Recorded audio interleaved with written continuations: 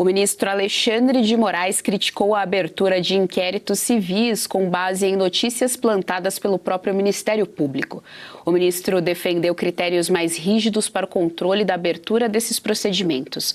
O repórter Victor Salina tem os detalhes. Boa tarde, Victor.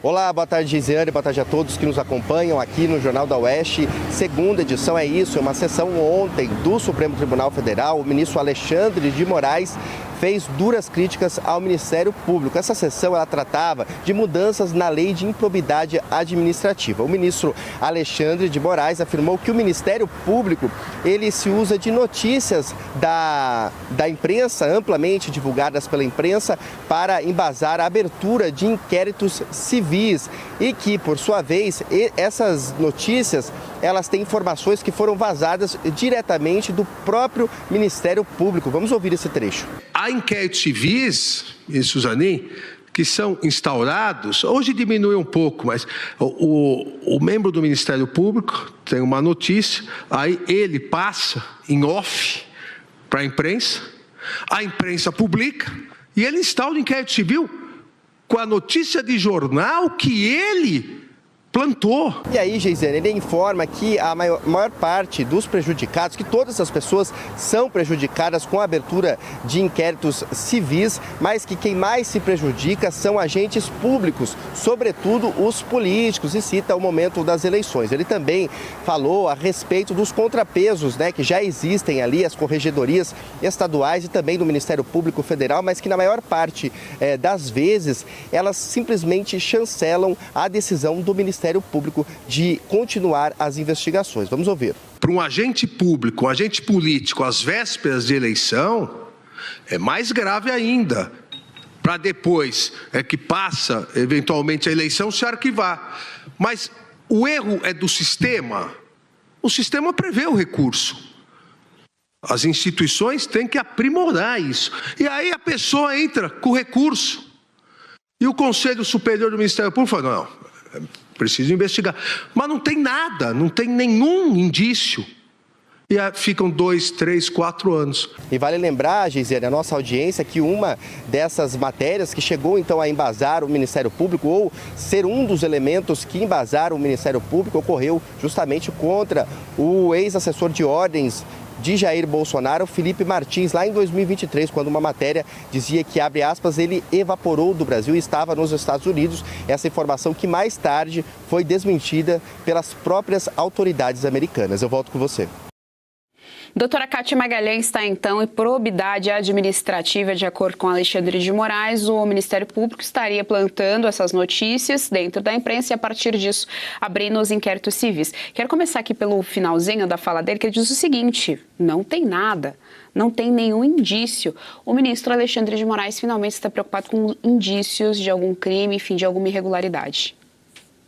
Está preocupado com indício? Não, ele está preocupado, para variar um pouquinho, em blindar políticos, né? Esse julgamento da nova lei de improbidade administrativa é mais uma lambança suprema. Havia uma lei lá do início do século XXI, que era uma lei boa, que punia gestores ímprobos, punia a irresponsabilidade de gestores, mas aí, em 2021, graças a uma boa articulação suprema, inclusive com então presidente da Câmara dos Deputados, foi aprovada essa tal nova lei de improbidade administrativa, que é praticamente um convite para que gestores incorram nas suas improbidades. E aí vem o Supremo está adorando chancelar essas inovações e está trazendo mais algumas. É muito curioso ouvir Alexandre de Moraes falar sobre a questão dos tais inquéritos baseados em notícias que teriam sido plantadas pelo próprio MP.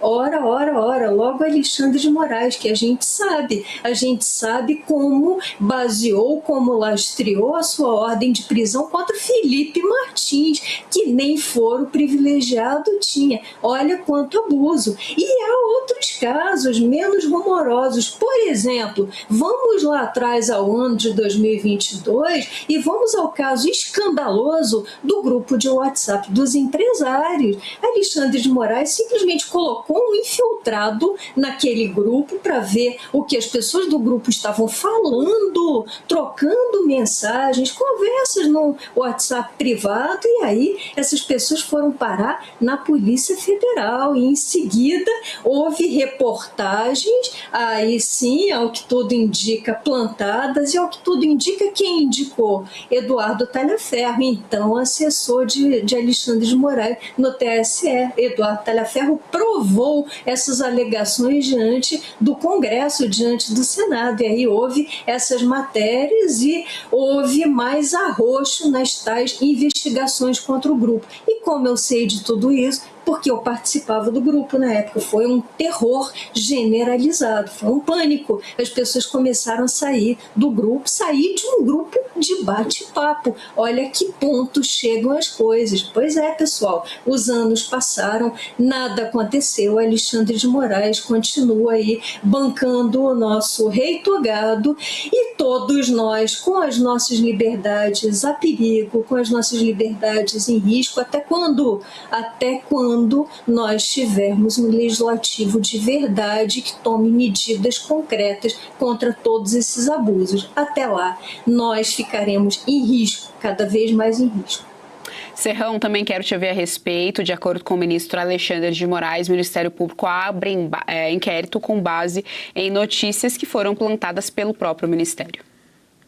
Interessante a gente ver o ministro Alexandre de Moraes falando dessa máquina de assassinato de reputações, que é antiguíssima no Brasil. Não é só o Ministério Público que abre inquéritos baseados em notícias plantadas. A polícia também faz isso, né? E tivemos, como o Vitor Salina também muito bem lembrou, o recente caso do Felipe Martins, que foi preso baseado numa notícia absolutamente falsa.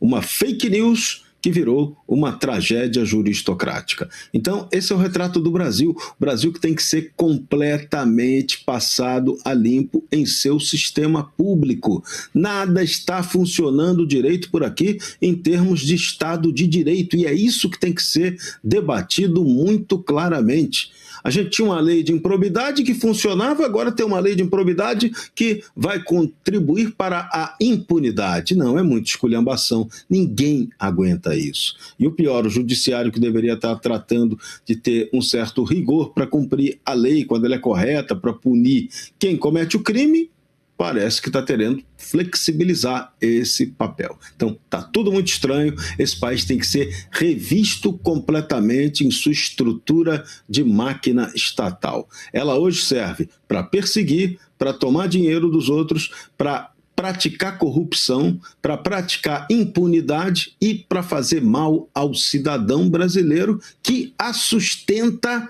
à custa de muito sacrifício. Temos que mudar esse país, não tem outro caminho. Agora, vamos tomar essa vergonha na cara?